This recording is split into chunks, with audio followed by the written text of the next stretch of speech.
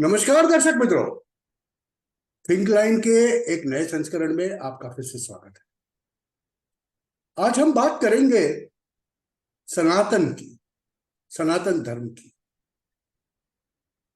ताज्जुब होता है, भारत में रहते हैं, सनातन की बात करनी पड़ती है, मगर जब देश विरोधी तत्व सनातन को नेस्त नाबूद करने की बात करते हैं, पब्लिक में बाहर आके जब ऐसा कॉल देते हैं, तब उनको जवाब देना भी बहुत जरूरी होता है। और इसीलिए शायद ये सनातन की जो डिबेट है, हिंदू धर्म की आस्था की बात है, उसकी जहां बात आती है, वहां राजनीति को हम धर्म से अलग कर दे, वो हो नहीं सकता। जब 80% लोग हिंदू है, सनातन में मानते हैं, भारतीयता में मानते हैं, तब ऐसे कोई तत्व है थोड़े बहुत जो जाहिर में, in public, they pronounce that we will eradicate Sanatan. और जब भारत में ये बात कही जाती है तो उसका रिएक्शन तो आना इट्स बट नेचुरल। तो उसकी बात करने के लिए हमारे साथ आज हाजिर है गिरिधर मामरी जी। और सनातन पे इनसे ज्यादा कोई अच्छी बात करे, मैं तो नहीं मानता। गिरिधर जी, आपका बहुत बहुत स्वागत है हमारे छोटे से चैनल के ऊपर। हम चाहते हैं कि नमस्कार राजनीति हिमांशु और, जी, नमस्कार। यस सर, अक्सर हम कहते हैं राजनीति और धर्म को एक दूसरे से मिलाना नहीं चाहिए, मगर भारतीय राजनीति में ये अक्सर होता आया है। लघुमती का तुष्टीकरण करके चुनावें जीती जाती है, और वो आज तक जीती जाती है। वो हमने पिछले साल कर्नाटक में देखा। और जब जाहिर में कॉल दिया जाता है, तब सत्ताधारी पक्ष और विपक्ष का क्या हाल होगा, सनातन को खत्म करने वाले लोगों का क्या हाल होगा, बहुमती प्रजा कैसे रिएक्ट करेगी, इन सब की बात आज करने वाले हैं। मेरा कहने का मतलब यह है कि दोस्तों, हम आज बात करेंगे भारतीय राजनीति और धर्म की, और अभी क्या हो रहा इसकी भी बात करेंगे। मैं कीर्तन जी को कुछ कहने के लिए आमंत्रित करूं, उससे पहले एक छोटी सी पूर्व भूमिका दे देता हूं। एक तरफ विश्व के बड़े बड़े नेता दिल्ली में इकट्ठे हुए थे, तब तमिलनाडु में वहां के चीफ मिनिस्टर के बेटे ने ये हाकल की कि सनातन को तो हम खत्म कर देंगे। G20 तो खत्म हो गया, मगर एक नया डिबेट शुरू हुआ। लगता यह है कि ये जो विपक्षी अलायंस है, उसका एक टूल किट है, क्योंकि आज तक कांग्रेस ने भी उसका विरोध नहीं किया, बल्कि कांग्रेस के हरियाणा के प्रदेश प्रमुख ने तो भली बुरी सुना दी देश के प्रधानमंत्री को। ये भी होता है, लोकशाही में सब जायज है, जैसे कहते हैं everything is fair in love and war. मगर क्या धर्म को, सनातन को भूल के, हमारी आस्था को, हमारी परंपरा को, हमारे तत्व ज्ञान को भूल के ये सब करना जायज है? Will people understand that?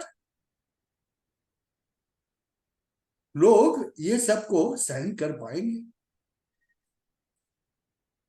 देखो, प्रतिक्रिया तो बहुत उग्र आ रही है। सनातन को खत्म करने वाले खत्म होने जा रहे हैं, ऐसा कहते हैं विपक्ष, पक्ष वाले, विपक्ष वाले।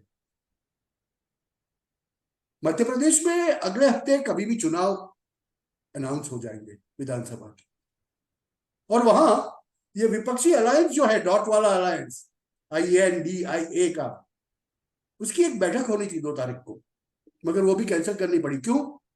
क्योंकि वहां के कांग्रेस के नेता और भूतपूर्व मुख्यमंत्री कमलनाथ ने कह दिया, भोपाल में हमें ये नहीं चाहिए, we don't want Stalin this Stalin that. और वो खुद हिंदू बाबाओं संतों के साथ जाके बड़े बड़े सम्मेलन कर रहे थे। उन्हें भी सॉफ्ट हिंदुत्व चाहिए।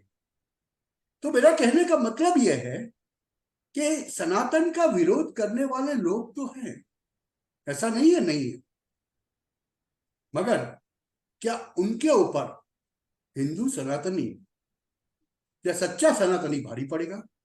इसी की बात करने वाले हैं। गिरधर जी, आपसे पूछेंगे हम कि ये हो क्या रहा है। हम देखें तो साउथ से ये खड़ा हुआ है, और अभी तो ताजेतर में, अभी 2 दिन पिछले कल ही शायद, भाजपा ने अन्ना डीएमके के साथ में अपना अलायंस भी तोड़ दिया।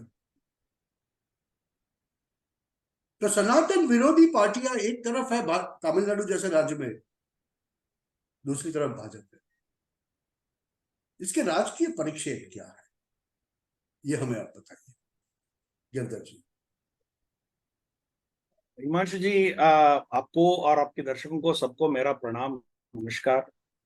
हिमांशु जी, आप देखेंगे तो विंध्या पर्वत के दक्षिण में जो राजनीतिक सिचुएशन है और विंध्या पर्वत के उत्तर में जो राजनीतिक सिचुएशन है, वो दोनों में बहुत जमीन आसमान का फर्क है।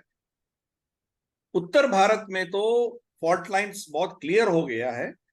जो सनातन धर्म के पक्ष में खड़े हैं तो वे तो भाजपा को वोट करते हैं, और भाजपा का तो आप देखिए गुजरात से लेके लगभग बिहार तक उनका ऑलमोस्ट मोनोपोली चल रहा है। चाहे एक सीट इधर उधर खो सकता है, मगर लार्जली ये सब हो गया, फिक्स हो गया। मगर विंध्या के दक्षिण में देखिए ये हालत नहीं है, बहुत विपरीत, बहुत डिफरेंट है इधर। और सनातन के बारे में, सनातन धर्म के बारे में, हिंदुत्व के बारे में आप सही बोलेंगे गलत बोलेंगे, ये राजनीतिक परिस्थितियों में ज्यादा असर नहीं पड़ेगा इधर। ये एक सिचुएशन है इधर दक्षिण भारत में। जैसे अभी उदयनिधि स्टालिन का जो बयान था, तो ये चीज कोई नया बात नहीं है, और ये उदयनिधि स्टालिन पहली बार नहीं कह रहा है। इनके इससे पहले उनका दादाजी का कहा करते थे, और फिर ईवी पेरियार कहता था, और बहुत से ऐसे तमिलनाडु के जो दिग्गज नेता थे वो यही लाइन लेते थे पहले से भी। तो एंटी हिंदू और स्पेशली एंटी ब्राह्मणिज्म ज्यादा था उसका। तो उस समय में, उस 60s 70s में एक स्लोगन था कि आपके सामने एक सांप और ब्राह्मण दिखेगा तो पहले ब्राह्मण को मारो, ठीक है ना।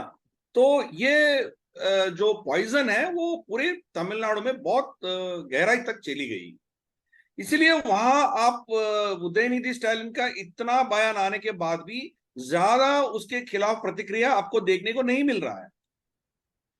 क्या बाकी उत्तर भारत में तो बहुत इसका प्रतिक्रिया आपने आपने देखा है, बहुत से लोग इसका रिस्पॉन्ड किया है, और केसेस भी फाइल हुआ है।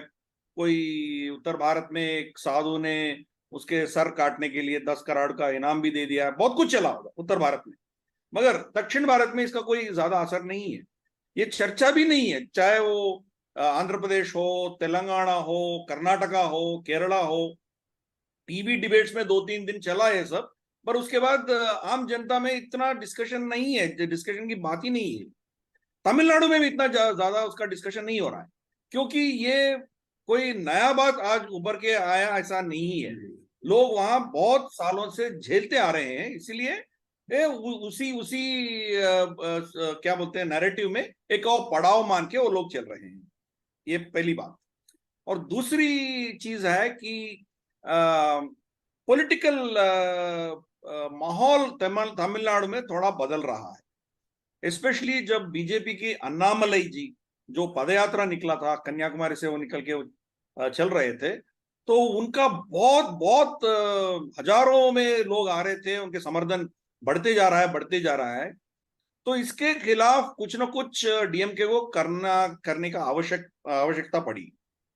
अब देखिए, जो दिल्ली मॉडल है जो अरविंद केजरीवाल ने अपनाया है, वही मॉडल कर्नाटक में भी कांग्रेस अपनाया है, और वही मॉडल तमिलनाडु में भी अभी अप्लाई होने जा रहा है।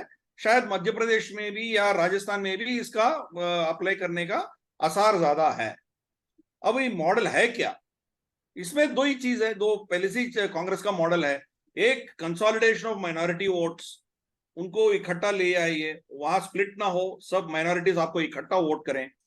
दूसरा, मेजॉरिटी हिंदू वोट में आप दरार लाइए, कुछ वर्गों को वहां से आप अपनी तरफ खींच लीजिए। यही फॉर्मूला चल रहा है। तो हिंदुओं में अरविंद केजरीवाल ने कुछ ये मतलब जो फ्री मुफ्त में देता है ना, जो जैसे बिजली मुफ्त, पानी मुफ्त, ये सब, ये देके एक सेक्शन ऑफ हिंदूज को अपने तरफ खींच लिया। बाकी क्रिश्चियंस और मुस्लिम्स को डरा धमका के हिंदुओं की मतलब भय उसमें उन्हें बिठा के उसका कंसोलिडेशन कर दिया। तो जो भी भाजपा के खिलाफ खड़े हो सकता है, उनके पीछे ये सब माइनॉरिटीज खड़े हो जाएंगे। तो भाजपा को 2014 और 2019 में एक लाभ हुआ था कि ऑपोजिशन बिखरा हुआ था और वोट, माइनॉरिटी वोट इनमें बट रहा था। जैसे आपको देवबंद असेंबली इलेक्शन में आपको देखने को मिला है, वहां तो मुस्लिम मेजॉरिटी है, भाजपा कैसे जीत सकती है उधर? तो बहुत से विश्लेषक ने यह कहा था कि वहां मुस्लिम महिलाओं ने बीजेपी को वोट दिया इसलिए जीता है। वो गलत बात है। मुस्लिम महिला ने वोट नहीं दिया है। ट्रिपल तलाक संशोधन आने के बावजूद मुस्लिम महिलाओं ने वोट नहीं दिया है बीजेपी को। होगा 1%, 1.5% ज्यादा बड़ा होगा, उससे ज्यादा नहीं है। मगर उधर क्या हुआ, एसपी और बीएसपी दोनों के बीच में मुस्लिम वोट बट गया, इसके चलते हुए हिंदू कैंडिडेट वहां जीत गया। तो इस बार वो गलती ना हो, इसकी रचना चल रहा है अभी। वही आपको तमिलनाडु में भी दिख रहा है, माइनॉरिटी कंसोलिडेशन। वहां कोस्टल बेल्ट में आपको क्रिश्चियन पॉपुलेशन बहुत बहुत ज्यादा है, लगभग 25 से 30% है पूरे कोस्टल बेल्ट में। चाहे वो उड़ीसा कोस्ट से लेके आप तमिलनाडु कोस्ट तक, पूरा कोस्टल बेल्ट क्रिश्चियनाइज हो गया है। तो एक क्रिश्चियन वोट है। उदयनिधि स्टालिन खुद अपने आप को क्रिश्चियन मानते हैं। क्या उदयनिधि स्टालिन की माताजी जो है, वो उनका नाम ही दुर्गा है। हाँ, वो हिंदू है और मंदिर मंदिर जाते रहती है, पूजा पाठ करती है, सब करती है। मगर उदयनिधि अपने आप को क्रिश्चियन मानता है। तो वो एक कंसोलिडेशन का कोशिश जरूर है, क्योंकि उस मंच पे जितने भी आए थे वो सब क्रिश्चियन पादरी थे या क्रिश्चियन आइडियोलॉजी रखने वाले थे उधर। तो उनका वोट कंसोलिडेशन के लिए वो कोशिश कर रहा था, क्योंकि उसी वोट में एआईएडीएमके भी वहां हाथ मारती है। एआईएडीएमके हो, डीएमके हो, दोनों माइनॉरिटी वोट्स के पीछे चलते हैं। अब देखिए, आपको पता है आदि शंकराचार्य, कांची मठ के शंकराचार्य जी को अरेस्ट किया था जयललिता ने। क्यों अरेस्ट किया? वो अरेस्ट करने का जरूरत नहीं था, फिर भी क्यों किया? एआईएडीएमके के अधिनेता होते हुए भी क्यों अरेस्ट किया? क्योंकि वहां जो एंटी कन्वर्शन लॉ लेके आई थी, वो जयललिता खुद लेके आई थी। उसके चलते हुए क्रिश्चियन पॉपुलेशन में एआईएडीएम के खिलाफ बहुत विद्रोह चला था। तो वो वोट बचाने के लिए शंकराचार्य को अरेस्ट किया है। मगर आपको क्या लगता है कि अभी की स्थिति में ये होगा? अभी की स्थिति में अपोजिशन एकता की बात कर रहे हैं हम, क्या हो पाएगा ये? तो अभी अभी अभी इतना जल्दी बोलना मुश्किल है, मगर रीजनल पार्टीज जहां जहां मजबूत है, वहां शायद इसका कुछ फॉर्मूला चल सकता है। जैसे तमिलनाडु में अभी एआईएडीएमके भी बीजेपी से हट गया है, क्योंकि बीजेपी के साथ चलेगा तो ये माइनॉरिटी वोट उनको नहीं मिलने वाला है। तो वो एक डर उनमें बैठ गया। तो वही माइनॉरिटी वोट्स कंसोलिडेशन एआईएडीएम के पीछे जाएगा या डीएमके के पीछे जाएगा, वो उसके ऊपर अभी राजनीति चलेगा उधर। क्योंकि अन्नामलाई ने हिंदुओं को इकट्ठा करने का मुहिम वो चल के आगे चला गया। तो हिंदुओं का कंसोलिडेशन धीरे धीरे से हो रहा है, इतना जितना तगड़ा होना चाहिए उतना नहीं हो रहा है, क्योंकि वहां अभी भी भाषा के आधार पर, नॉर्थ साउथ के आधार पर पॉलिटिक्स बहुत चलता है। द्राविडियन पॉलिटिक्स बोलिए, जो भी बोलिए, वो एक्चुअली फेक नैरेटिव है। कोई द्राविड है ही नहीं है। द्राविड एक अलग रेस नहीं है, सबका डीएनए एक ही है, सिविलाइजेशन एक ही है। फिर भी एक ब्रिटिश प्रोजेक्ट था जो ब्रिटिश काल में ये लोग स्टार्ट किए थे, उसके चलते हुए आज उसका नतीजा हम देख रहे हैं। तो दक्षिण भारत में ये एक थॉट, एक नैरेटिव बिल्डअप हो गया कि हम अलग हैं, हम उत्तर भारतीय नहीं है, उत्तर भारत से हम अलग है। हमारी सभ्यता जो है उत्तर भारत से कोई कनेक्शन नहीं था, अलग से हम इंडिपेंडेंटली हम सिविलाइज हो गए। और यहाँ क्रिश्चियनिटी, हिंदुइज्म आने से पहले इधर क्रिश्चियनिटी था। ये एक नैरेटिव तमिलनाडु में बहुत दशकों से चलते आ रहा है और उसका नतीजा आप आज देख रहे हो। मगर जो हिंदू थे पहले, जो नॉर्थ इंडिया को घृणा करते थे या हिंदी को नकारते थे, वो सब एआईडीएमके डीएम को जो वोट करते थे हिंदू लोग, वो अभी धीरे धीरे से अन्नामलाई के पीछे खड़ा होना शुरू किया है। तो इसके देखते हुए उदयनिधि स्टालिन और डीएमके ने ये स्टेप ले लिया। तो एक, और दूसरा, हिंदुओं को तोड़ने वाली जो है उसमें जो कास्ट कम्युनिटी वाइज जितने भी है, जैसे देवर हो, गौंडर्स हो, या मतलब जितने भी यहाँ जो बीसी एससी एसटी कम्युनिटीज जो हिंदुओं में है, उनके नेताओं को उनके गुट में लेके जाने का वो एक दूसरा चल रहा है। तो यही फॉर्मूला है जो दिल्ली में हुआ था, वही फॉर्मूला तमिलनाडु में भी चल रहा है। मगर तो मामली जी, हम consolidation of minority vote, consolidation of minority votes, division of Hindu votes, यही चल रहा है। कर्नाटक में भी यही हुआ था, 92% वोट माइनॉरिटीज कांग्रेस को मिला था और हिंदुओं में लिंगायत ने कांग्रेस को वोट किया था, तो कांग्रेस जीत गया। तो सेम फॉर्मूला तमिलनाडु में भी चल रहा है। मैं दूसरे राज्यों की ओर जाऊं, उत्तर के राज्यों की ओर जाऊं, उससे पहले आपसे ये पूछना चाहूंगा कि क्या ऐसा नहीं हो सकता, अभी कल ही हुआ है कि अन्नामलाई के कंसल्टेशन के बाद ही ये अलायंस एआईएडीएमके के साथ का अलायंस तोड़ा गया है। अभी इसका मतलब ये हो गया कि इस बारी तमिलनाडु के अंदर कम से कम 2024 लोकसभा के लिए तो देयर बी 3 कॉर्नर फाइट। एक फ्रंट होगा जो मान के भी चले कि कांग्रेस और डीएमके साथ में चलेंगे, दूसरा फ्रंट होगा एआईएडीएमके लेड पार्टीज का फ्रंट, और तीसरा होगा भाजपा लेड पार्टीज का। तो ऐसे त्रिपक्षीय मुकाबलों में अक्सर ये होता आया है कि माइनॉरिटी वोट डिवाइड होता है ज्यादा और इसका फायदा मेजोरिटी को मिलता है। क्या अन्नामलाई यही देख के चल रहे हैं? क्या भाजपा अभी वहां पर यही देख के चल रहा है या फिर बात कोई और है, या आप समझते हैं कि अभी कोई फायदा नहीं होगा? नहीं, ऐसी बात नहीं है। अन्नामलाई जी लॉन्ग टर्म खेल रहा है, वो कोई T20 नहीं खेल रहा है, वो टेस्ट मैच से भी आगे खेल रहा है। तो वहां जो है अब तक एआईडीएमके का जूनियर पार्टनर रहा भाजपा ने, तो जो एआईडीएमके बोलता था भाजपा को करना पड़ रहा था पहले। अब ऐसी बात नहीं है। अभी खुद अन्नामलाई का स्टेचर इतना बढ़ गया है कि उनके तुलने में कोई एआईडीएमके कोई इतना स्टेचर वाला कोई है ही नहीं, क्योंकि अभी तो जयललिता नहीं रही, शशिकला तो नहीं है, शशिकला भी जेल में है। तो अन्नामलाई को मैच करने वाला पर्सनालिटी कोई एआईडीएमके में नहीं है तो एक स्टालिन है डीएमके में, ये दोनों को छोड़ के कोई और इतना बड़ा पर्सनालिटी कोई है नहीं है तमिलनाडु पॉलिटिक्स में आज।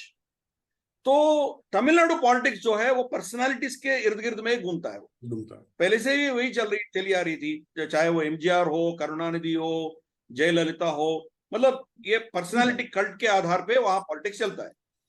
तो इसके चलते हुए एआईडीएमके घबरा गई। तो एक्चुअली अन्नामलाई ने एआईडीएमके के साथ गठबंधन के खिलाफ था, बहुत बहुत पहले से खिलाफ था।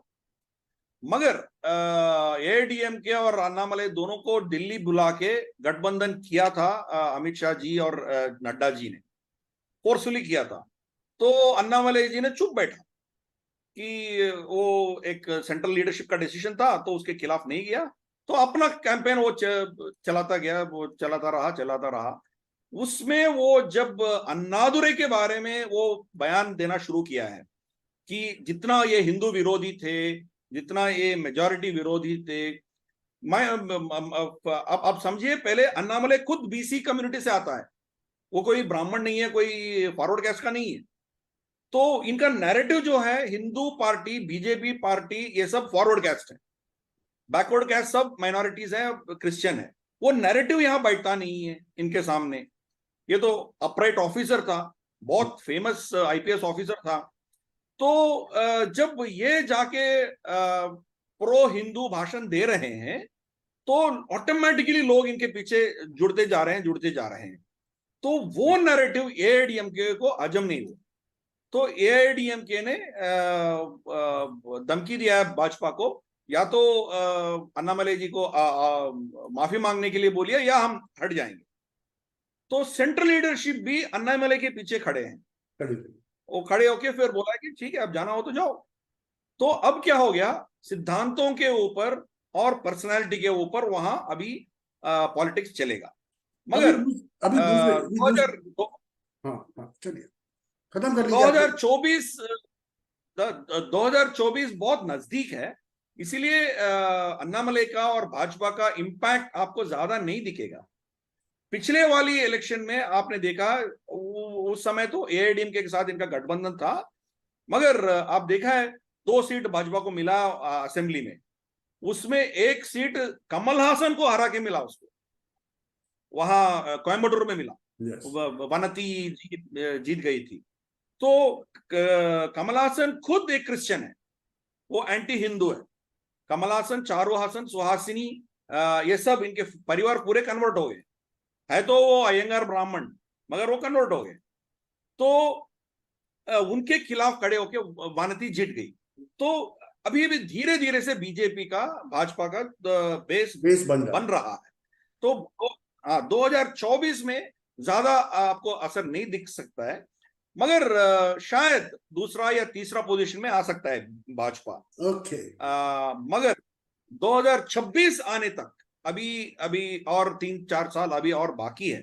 जब असेंबली इलेक्शंस होगा तब वो एक हंग असेंबली होगा, ऐसा मैं मानता हूं। ना डीएमके को क्लियर मेजोरिटी मिलेगा, ना एआईडीएम को मिलेगा। तो भाजपा को कुछ ना कुछ सीट मिलेंगे, शायद ये किंग मेकर हो सकता है उसका। ओके, सो द चर्निंग, तो इसमें टाइम लगेगा। दोस्तों एक चीज समझने की बात है यहाँ पर, मैं तमिलनाडु की बात करूंगा, आज मध्य प्रदेश की बात करूंगा। दोनों स्टेट के अंदर रिलीजियस चर्निंग बहुत ज्यादा हो रहा है, लोग माने या ना माने, मगर ये रिलीजियस चर्निंग जो है ना, वो लंबे अरसे तक का बदलाव लेके आते हैं। ये चीज बराबर समझिएगा। जैसा तमिलनाडु में हुआ है, मध्य प्रदेश में कुछ उससे उल्टा हो रहा है। सर मध्य प्रदेश की बात करेंगे, अभी अगले हफ्ते तो शायद चुनाव जाहिर हो जाएंगे।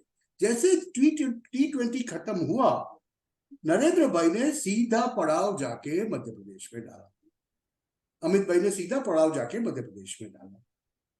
ये इंडिया नहीं, कोम्बाडिया गठबंधन बोल दिया। और शायद उन्होंने अपने पक्ष के कार्यकरों को, अपने पक्ष के दूसरे आगेवानों को सीधा बोला कि यह सनातन का विरोध करने वालों के ऊपर जोर से त्राटको। अभी मध्य प्रदेश में ऐसा कहा जाता था कि एंटी इनकुबेंसी के चलते चलते भाजपा को इस बारी जीतना मुश्किल है, मगर उदयनिधि स्टैलिन के एक बयान से स्थिति पलटती जा रही है। और उसमें भी ऐसा हुआ है कुछ कि कमलनाथ जो है, कांग्रेसी भूतपूर्व मुख्य प्रधान, वो कमलनाथ को सॉफ्ट हिंदुत्व चाहिए। वो जानते हैं कि ऑन ग्राउंड जब तक हिंदुत्व के साथ नहीं चलेंगे वो जीत नहीं पाएंगे। तो उसकी बदौलत उन्होंने बागेश्वर धाम के बाबा को अपने लिए कथा करने को बोला, दूसरे भी कई संतों को बोला, मगर दाव कुछ उल्टा पड़ता नजर आया। भोपाल में होने वाली इंडिया की रैली भी कैंसिल हो गई सनातन की वजह से। तो ये जो अभी चुनाव का गरमाव है सनातन की वजह से, वो गरमाव मध्य प्रदेश में दिख रहा है। एक तरफ consolidation of majority votes, Hindu vote, Sanatan vote हो रहा है, और वहां पर प्रियंका राहुल कुछ कर नहीं पा रहे। सर आप मुझे ये बताइए कि एक बारी जनवरी महीने में राम मंदिर खुल जाने के बाद क्या आप एक्सपेक्ट करते हैं कि नॉर्थ में कोई भी स्टेट विपक्षी गठबंधन जीत पाएगा? तो जैसे मैंने पहले कहा था कि विंध्या पर्वतों के उत्तर में पॉलिटिक्स जो है वो दक्षिण से बहुत अलग है। वहां आप हिंदू के खिलाफ कुछ बोलेंगे तो आपको वोट नहीं मिलने वाला है। तो दक्षिण में तो वो इतना मायने नहीं रखता है जैसे मैंने बताया, मगर उत्तर में बहुत सीरियस फैक्टर है। इसीलिए कमलनाथ एक स्मार्ट पॉलिटिशियन है। इनका भी पहले बयान थे, एंटी हिंदू बयान बहुत साल पहले ये भी दिया था, और इनका कारतूस भी मतलब इतना ठीक नहीं है। मगर वो समझता है कि एंटी हिंदू स्टेटमेंट्स या हिंदुओं के खिलाफ आप कुछ करेंगे तो आपको वोट नहीं मिलने वाला है। वहां विंध्या पर्वत के उत्तर में जो है हिंदू कंसोलिडेशन हो चुका है। आप माइनॉरिटी कंसोलिडेशन से आप जीत नहीं सकते हो। खाली माइनॉरिटी कंसोलिडेशन आपको कम पड़ेगा। आपको हिंदू के वोट चाहिए, और हिंदू वोट चाहिए आपको, तो आप हिंदू के खिलाफ कुछ बयान देके आप एक्सपेक्ट नहीं कर सकते हो उत्तर भारत में। तो ये कमलनाथ बेखूबी जानता है, इसीलिए वो रैली कैंसिल करवा दिया और उदयनिधि स्टालिन को वहां आने नहीं दिया। तो वहां के पॉलिटिक्स बिल्कुल अलग है। ये साधु संतों के इसमें मंदिरों में जाते हैं, उनके आश्रम अखाड़े में जाते हैं, पांव पड़ते हैं, फोटो खिंचवाते हैं, सब करते हैं। राहुल गांधी देखिए, जब दक्षिण भारत में उनका भारत तोड़ो यात्रा चल रहा था, तो यहाँ वो पादरी से मिलते थे, पादरी लोगों से, और जो कट्टर एंटी हिंदू थे उनसे मिलते थे। जब उत्तर भारत में गया, वो फिर महाकाल के सामने साष्टांग प्रणाम करके फोटो निकालवा रहा था, फिर जनेऊ डाल रहे थे। कश्मीरी मतलब ब्राह्मण। करेक्ट, वो कश्मीरी ब्राह्मण कैसा बना मैं आज तक समझ में नहीं आया, क्योंकि उनका दादाजी तो फरोज खान था। तो आता है मैट्रिलिनियल नहीं है ना, ये माँ की तरफ से नहीं आता ना, और पिताजी की तरफ से आता है। तो दादाजी तो मुस्लिम था, तो कश्मीरी ब्राह्मण कैसे बन सकता है? तो फिर भी उनका पॉलिटिक्स चल रहा है। तो जो भी है, मैं ये कह रहा हूं कि जब वो विंध्या पर्वत पार करके उत्तर में जाते हैं तो हिंदू बन जाते हैं लोग। बगैर हिंदू बने हुए आप वोट मांग नहीं सकते हो उत्तर भारत में। तो इतना कंसोलिडेशन हो गया है उधर। तो अब इनको जीतना हो तो खाली माइनॉरिटी वोट से इसका काम नहीं चलेगा। इसीलिए वो हिंदू बनने का कोशिश कर रहा है। वही काम कमलनाथ कर रहा है। एक उदयनिधि स्टालिन को दूर रखना, फिर दूसरा बाबा संतों के पास जाना, ये सब उसी प्रोग्राम के तहत चल रहा है। अभी जब राम मंदिर बनेगा तो ऑब्वियसली जो इमीडिएट उसका इम्पैक्ट रहेगा, वो हिंदू कंसोलिडेशन और ज्यादा बढ़ेगा, इमोशनली कनेक्टिविटी ज्यादा बढ़ेगा। क्योंकि मेरे ख्याल से पहले 3-4 महीने तो वहां परिंदा भी नहीं उड़ सकता, इतना भीड़ होने वाला है। मतलब इतने लोग पूरे देश से जाएंगे, और स्पेशली उत्तर भारत से लोग दर्शन के लिए जाएंगे उधर, और वो एक इमोटिव सिचुएशन बन जाएगा। जो भी हिंदुओं के खिलाफ, सनातन धर्म के खिलाफ बोलेंगे, तो उसका डिपॉजिट भी नहीं मिलेगा। इतना उसका विरोध उसके खिलाफ हो जाएगा। तो ये जो कंसोलिडेशन ऑफ हिंदू वोट्स है, उसमें से कितना हम छीन सकते हैं, यही इनके सबका प्लान चल रहा है। एक तो कैस्ट डिवाइड, कैस्ट में से यादव को कैसे उठाना है, वो अखिलेश यादव देख रहा है। कोई किसी और बीसी कम्युनिटी से किसको उठाना है, ठाकुरों को कौन उठाना है, ये सब वहां यही चल रहा है। मगर जब राम मंदिर आ जाएगी, तो आप आपके जाति और जो भी आपके डिविजन्स है, इससे ऊपर उठ के आप हिंदू बन के वोट करना शुरू करेंगे। कम से कम वो पीरियड 2024 तक ये तो रहेगा। बाद में थोड़ा ठंडा पड़ सकता है, वो देखेंगे, तब देखेंगे। ये यही डर इनको सता रहा है। जो ये एनडीए अलायंस, अभी जो इंडी अलायंस करके वो जो चला रहे हैं, उनको यही डर सता रहा है। तो दक्षिण भारत में आप एक बयान देंगे और उत्तर भारत में आके कोई और बयान देंगे, तो लोग पकड़ेंगे ना आपको। तो इसीलिए वो आइसोलेट करके उसका पॉलिटिक्स चला रहे हैं। आप क्या तो समझते हैं कि अभी वक्त बहुत कम बचा है, अब आप क्या समझते हैं? I want your personal views on, अभी because we have just 5 minutes left, and I want your personal views. क्या आप क्या देख रहे हैं सिचुएशन 2024 में? क्या ये जो विपक्षी अलायंस है, वो अलायंस की तो अभी कोई ठिकाना ही नहीं है जैसे कहे। क्या वो अलायंस होगा? पहली बात तो ये, अलायंस होगा तो अभी कितनी सीट पर कॉमन कैंडिडेट होगा? क्या आप क्या देख रहे हैं?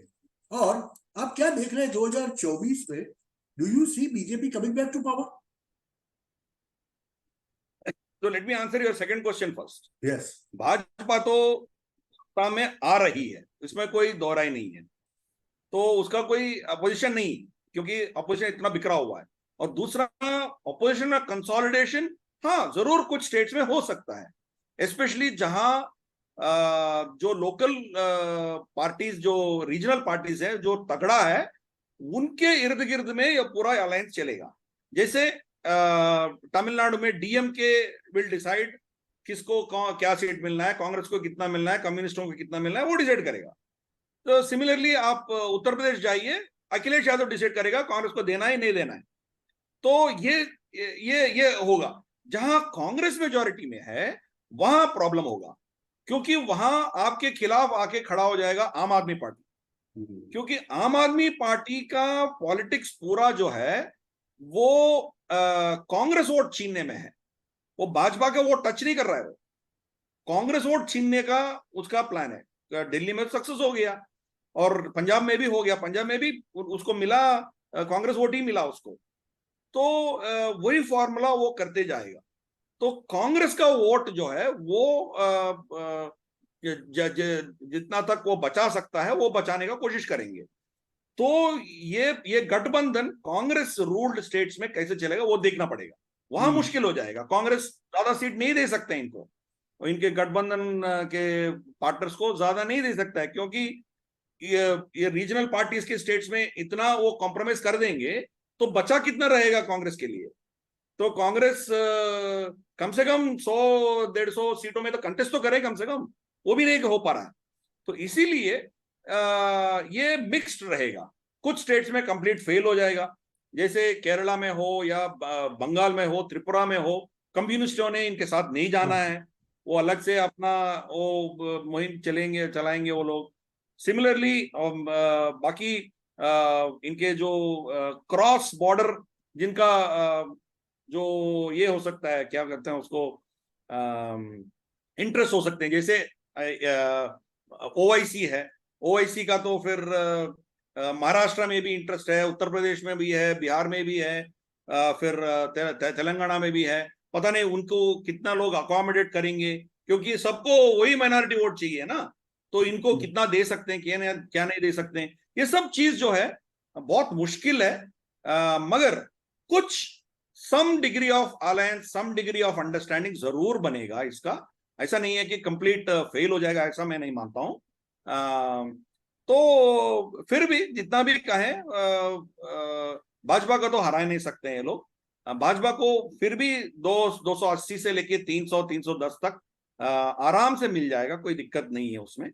और एनडीए का गठबंधन जो भी रहेंगे उस समय में, अभी तो जेडीएस उसमें शामिल हो गया, पता नहीं और कितने आएंगे इसमें लास्ट मिनट तक, पता नहीं, बोल नहीं सकते हैं। तो एनडीए फिर दोबारा सरकार बनाने का पूरा उनका मेजॉरिटी रहेगा, ऐसा मैं मानता हूं, क्योंकि अपोजिशन अभी तो मुझे दिख नहीं रहा है। पर्सनालिटी कल्ट भी देखेंगे तो मोदी जी के खिलाफ खड़े होने वाले आज तक पूरे अपोजिशन में कोई है नहीं है। तो ये मोटे तौर पे मैं देखता हूं। मगर भाजपा को दक्षिण भारत में उनके पॉलिटिक्स कुछ अलग ढंग से करना है। अभी से शुरू करेंगे, ईशान्य राष्ट्र में, नॉर्थ ईस्ट में तो लोग कंप्लीट कर दिया है, बट अभी फोकस दक्षिण भारत में ज्यादा करने का जरूर है भाजपा को। ओके, और सर वो लास्ट से 1 मिनट में जवाब दीजिएगा। बात करेंगे सनातन की। ये सनातन का जो स्प्रेड है, जो वर्ल्ड वाइड दिख रहा है, मगर भारत के अंदर सनातन में मानने वाले लोग जो अक्सर सहन करते आए, वो कब बंद? सर मेरा अंतिम सवाल ये है, सनातन में मानने वाले हम लोग सहन करते हैं, हाँ चलो ठीक है, ये जो एक ये जैसा मैंने बताया ना, चलो ठीक है, उसके कहने से क्या हो जाता है, हमें झगड़ना नहीं। बिल्कुल, ये कब बंद होगा? बिल्कुल, यही मानसिकता हमारी कमजोरी है, यही प्रॉब्लम है हमारे लिए। क्योंकि हमने बहुत पीड़ा देखा है, बहुत से यहाँ के इस्लामिक शासक आके बहुत मंदिर तोड़े हैं, बहुत लोगों को मारे हैं, बलात्कार किए हैं, और बहुत लोगों को जबरदस्ती धर्मांतरण भी करवाया। तो हमने बहुत झेला है, इसलिए we became insensitive to it. अरे यार, औरंगजेब जो नहीं उखाड़ पाया, आप ये उदयनिधि स्टालिन क्या उखाड़ेगा, ये मानसिकता हमें बैठ गया है। मगर we are reactionaries, we are not proactive. जब हमारे तो ऊपर कोई बनेगा। संकट आके गिरता है, हाँ, तो हम रेस्पॉन्ड करते हैं। जैसे नू में हुआ है, नू में बहुत हमने हिट लिया था, हिंदुओं ने बहुत हिट लिए थे। फिर बाद में हुआ क्या हुआ, वहां कर्फ्यू कर्फ्यू लगने के बाद गुड़गांव, फिर पटौड़ी, यहाँ हर जगह पे मस्जिदों के ऊपर अटैक्स हुए हैं। तो सिमिलरली कुकीज और मैतीस के बारे में मणिपुर में भी यही चल रहा है, वो लोग अटैक कर रहे हैं, ये भी रिटेलिएट कर रहे हैं ना, ऐसे नहीं है चुप बैठे हैं ना। तो मैं ये कह रहा हूं कि हम जनरली हिंदू आर रिएक्टिव। तो वेरस जो अब्राहमिक रिलीजन्स है, वो क्या है, धीरे धीरे से आपको मारते रहेंगे, दर्शक मित्रों, छोटे छोटे ये घाव बात, डालते रहेंगे ये, आप। ये ये बात को मैं ज्यादा लंबी कर सकता हूँ, पूरा एपिसोड नहीं करूंगा, यहाँ पर वक्त भी नहीं है। और दूसरी एक सीधी सी बात है, ये आज का नया सनातनी भारत है, रिएक्टिव नहीं होगा, प्रोएक्टिव होगा।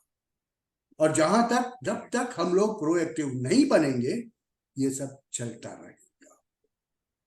चलेगा वाली बात जो है ना, वो भूल जानी पड़ेगी।